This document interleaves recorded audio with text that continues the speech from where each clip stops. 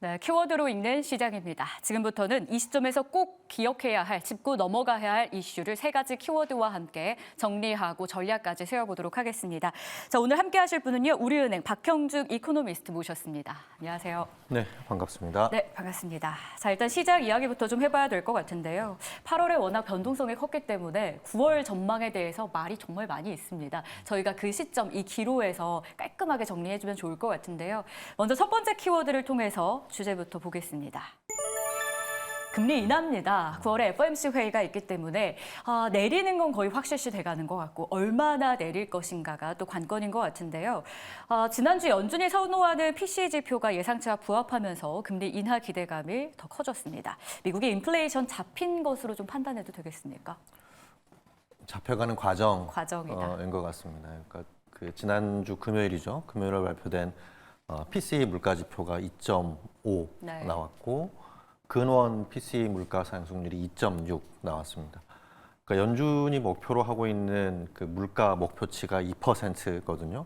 그래서 아직 거기에는 달성하지는 않은 것 같고 아마 내년 정도에 달성 가능성이 좀 높아 보이는데 일단은 물가가 다시 재상승할 가능성은 지금은 이렇게 보이진 않기 때문에 연준 목표에 좀 부합을 할 것 같고 그렇다면 연준이 기준금리를 인하하지 않을 이유가 없겠죠. 그래서 다다음 주 FOMC가 개최가 됐는데 기준금리를 인하할 거는 거의 확실할 것 같습니다. 그러면 8월 초에 강하게 작용됐던 이 경기 우려 좀 희석됐다 판단해도 되는 거겠습니까? 그거에 따라 투심이 또 많이 달라질 것 같아요.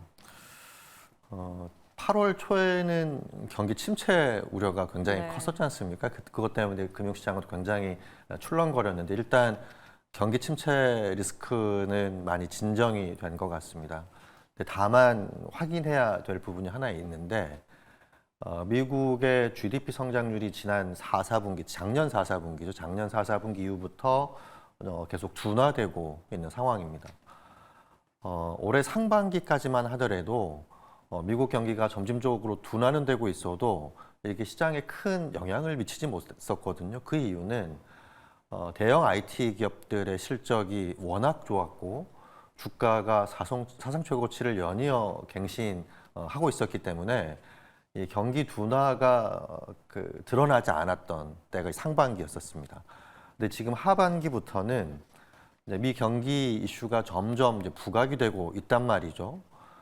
미국 경제가 침체를 회피한다 하더라도 미국 경제가 둔화되고 있는 방향성은 확실한 상황이고 이 경기 둔화 흐름이 올해 말 내년 상반기까지 이어질 가능성이 굉장히 높기 때문에 이 부분이 금융시장에는 영향을 미칠 수밖에 없을 것이고 경기가 둔화된다라고 하는 의미는 IT 기업들의 실적도 둔화될 수 있다라는 거를 시사하는 것이기 때문에 이 부분이 지금 당장은 경기 침체를 회피할 수 있다라는 이런 시각 때문에 다소 안도의 마음을 가질 수는 있겠지만 앞으로 하반기 미국 증시, 우리나라 증시를 포함한 전 세계 증시는 이 미국 경기 지표의 변화에 따라서 조금 변동성이 앞으로도 조금 클 가능성 여전히 잠재해 있다 이렇게 말씀드리겠습니다. 그러니까 당장은 좀 진정되긴 했는데 우리가 확인해야 될 게 있다 이렇게 말씀 주시면서 GDP의 둔화 이건 앞으로도 하반기까지 좀 체크해 보자라는 걸 기억해 봐야 될 것 같습니다.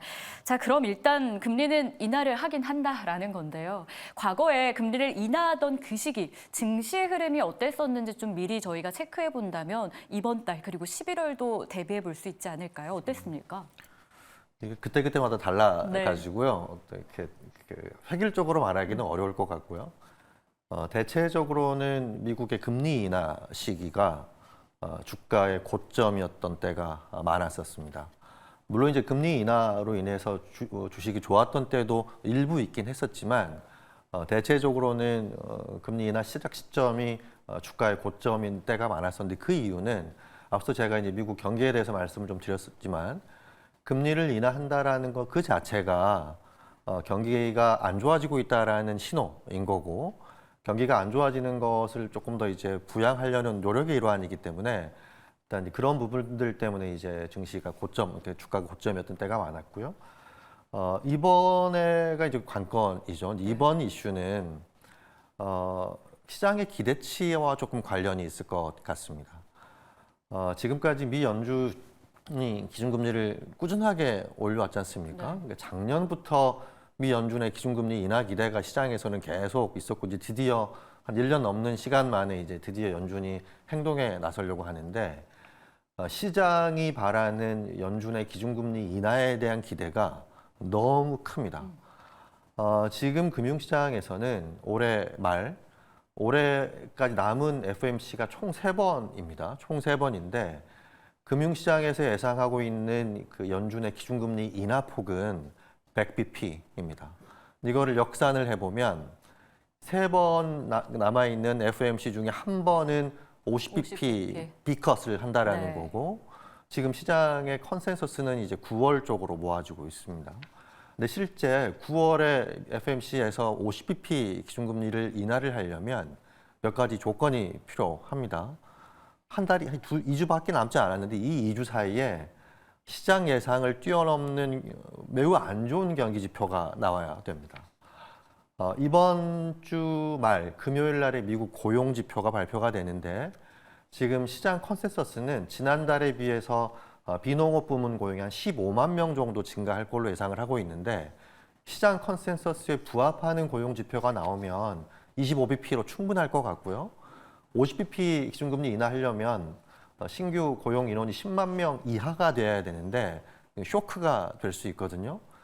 고용이 안 좋아진다라고 하는 의미는 다시 말해서 기준금리 인하를 더 크게 할 수 있겠지만 경기가 그만큼 안 좋아진다라는 의미이기 때문에 이게 중장기적으로 증시에는 호재로 작용할 것 같지는 않습니다. 네. 그래서 지금 시장에서는 기준금리 인하에 대한 기대가 너무 과도하게 좀 쏠려 있는 상황이라고 보여지고 이것과 함께 경기 여건이라든지 기업 실적이라든지 이런 거를 종합적으로 조금 판단할 필요가 있지 않겠나 싶습니다. 참 이 인하라는 게 동전의 양면 같기도 합니다. 전체적으로 한 100bp 인하를 우리가 예상하고 있는데 3번 중에 한 번은 50bp 인하라면 결국 그만큼 경기가 안 좋은 것을 뜻하며 증시에도 부정적으로 작용할 가능성을 열어봐야 될 것 같은데요. 그러면 연구원님 의견은 어떠세요? 9월에는 일단 지표를 더 봐야겠지만 50bp 가능성이 그래도 있다라고 보시는 거세요? 가능성은 열어놓는데 그 실현될 확률은 매우 희박하다라고 생각이 네. 되고 근데 이 부분이 시장의 기대치가 조정이 되지 않으면 실제 9월 FOMC 때 연준이 기준금리를 인하하더라도 호재로서의 영향력은 그렇게 크지 않을 수 있다라고 조금 보여지네요. 네. 네, 알겠습니다. 참 그때그때마다 달라서 인하 시기의 증시 어땠는지 지금 정리를 할 수는 없겠지만 그래도 대체적으로는 인하 시기에는 증시가 고점이었다. 둔화 가능성도 우리가 좀 열어봐야 될 것 같습니다. 자, 이어서 두 번째 키워드도 보겠습니다. 최근에 계속 이야기 나오는 환율입니다. 이 환율이 새로운 위치에 놓이게 될까요?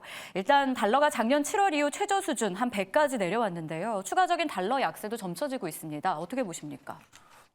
일단 달러 초강세는 끝났다라고 보고 네. 있습니다. 지난 2년 동안 달러화가 초강세였지 않습니까? 원달러 환율도 1,300원을 훌쩍 넘는 수준까지 상승을 했는데 지난 2년 동안 달러 강세를 이끌었던 요인을 대별해 보면 한 두 가지로 요약을 해볼 수 있을 것 같습니다. 첫 번째는 미 연준의 공격적인 기준금리 인상.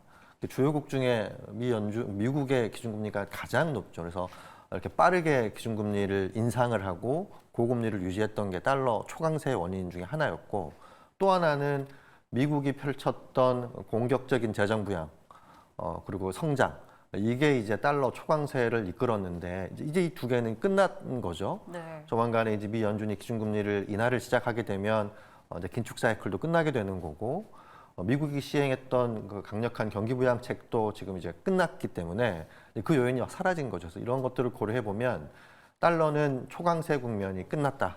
점진적으로 약세 쪽으로 갈 가능성이 높다라고 생각이 되는데 방향성 자체를 달러가 완전 약세로 돌아서느냐 이거는 조금 생각을 해봐야 될 것 같습니다. 왜냐하면 전 세계 증시 중에 가장 강했던 게 미국 증시고 글로벌 자금들의 상당한 부분들이 미국 쪽으로 흘러가고 있고 이 흐름은 앞으로도 바뀔 것 같지 않습니다. 수급 쪽으로 글로벌 자금이 미국 쪽으로 들어간다고 하게 된 의미는 달러가 어느 정도 가치를 유지할 수 있다라는 의미로 봐야 되거든요. 그래서 달러가 초강세를 끝내고 약세 쪽으로 조금 돌아서긴 했지만 약세 흐름이 앞으로 계속 지속될 걸로 보기는 조금 어렵겠다라고 생각이 되고 원달러 환율이 최근 한 달 동안 많이 하락을 했지 않습니까? 1,380원대에서 1,330원, 그러니까 원화가 이제 맞아요. 강세로 갔는데 조금 과도한 측면이 좀 있어 보이고 올해 한 4달 좀 남았는데 최근 한 달 동안 봐온 속도로 원달러 환율이 계속 하락할 가능성은 매우 낮다라고 생각이 되고 원달러 환율은 조금 다시 오를 가능성을 조금 염두에 둬야 되지 않겠나라고 생각이 됩니다. 초강세, 그러니까 달러의 초강세는 끝났지만 급격한 약세로 갈 가능성도 낮고 적정선을 유지할 텐데 그렇다면 그 달러 때문에 움직이는 원화조차도 계속 이렇게 강세를 이어가지는 않을 수 있다는 걸 저희가 체크해봐야 될 것 같습니다. 한 가지 더 보죠. 9월 2일, 그러니까 오늘 미국 노동절 휴장입니다. 미국 증시와 우리 증시 어떨 것으로 보십니까? 지금까지 봐왔던 거랑 큰 차이는 없을 겁니다. 아마 이 방송 보시고 계신 분들은 아마 미국 증시에도 굉장히 관심을 많이 보이실 텐데 8월 급격한 하락 이후에 미국 다우는 사상 최고치를 연이어 갱신을 하고 있고요. S&P 500 지수도 8월 초 수준을 조금 넘어섰습니다. 그러니까 미국 증시는 최근 한 달 동안 변동성은 컸지만 하락 전의 수준을 회복을 했거나 그 이상 쪽으로 갔다라는 거고 한국 코스피는 7월 말에 2,770, 2,780, 2,800에 가까운 수준이었는데 네. 지금 코스피가 2,700에도 미치지 못하고 있는 상황이죠. 이 격차가 이제 미국과 한국의 증시 펀더멘탈의 격차라고 생각이 됩니다. 하반기 증시는 뭐 상반기와는 다를 걸로 예상이 돼요. 그러니까 상반기에는 계속 상승세를 이어왔지만 하반기 때는 어느 정도의 조정이 좀 예상이 되는데 그 과정에서도 미국 증시는 조정을 받는다 하더라도 회복력이 강하거나 아니면 그 하락폭이 조금 작을 수가 있을 것 같고 한국 코스피는 그나마 많이 오르지도 못했는데 조정을 보이면 코스피는 조금 더 아래로 내려갈 가능성이 있어 보이고 그래서 일단 한국 쪽의 증시는 미국보다는 회복의 모멘텀, 회복력 이런 것들이 조금 약할 수밖에 없지 않겠나라고 생각이 됩니다. 네, 마지막 키워드로 좀 시장 전략까지 이어가 보도록 하겠습니다. 미디어 보시죠. 코스피 2,700 넘길 수 있을지 많은 분들이 궁금해하시고요. 주말 사이 나온 뉴스, 기사 이런 것들에도 쏟아져 나오고 있습니다. 앞서 힌트를 조금 주시긴 했는데요. 자, 그러면 좀 정리하는 차원에서 이 회복력이 약할 수 있다는 걸 저희가 몸을 좀 사려야 된다. 이렇게 해석해도 될까요? 주식 비중을 조금 줄여 나가는 것도 나쁘지는 않을 것 같고요. 일단 9월 FMC에 대한 기대가 있기 때문에 한국 코스피 같은 경우는 2,700선을 좀 넘어설 가능성도 없지는 않습니다. 네. 근데 그 이상으로 계속 올라가기는 좀 쉽지는 않아 보이기 때문에 미 대선이 11월 달에 있죠. 또 11월 이후를 조금 준비하는 기간을 좀 가지면 어떻겠나 조금 싶기도 하고 제가 봤을 때 앞으로 시장에서 중요한 게 크게 한 3가지 정도 이슈가 있는 것 같아요. 첫 번째 이슈는 앞서 FMC 말씀을 좀 드렸었고 다음 주에 미국 대선 토론이 또 있게 됩니다. 그 결과에 따라서 변동성이 조금 커질 것 같은데 그때 뭐 포지션을 조금 바꾸는 계기로 활용할 수 있을 것 같고요. 세 번째로는 엔비디아 블랙웰 칩인데 이게 조금 이제 이슈가 크게 될 것 같아요. 그래서 앞으로 이 관련된 이슈를 조금 지켜보면서 전략을 짜는 것도 나쁘진 않아 보입니다. 알겠습니다. 11월 이후를 보자 당분간은 조금 주식 비중을 줄이는 것도 방법이 되겠다. 정리해 주셨습니다. 지금까지 우리은행의 박형중 이코노미스트였습니다. 고맙습니다. 감사합니다.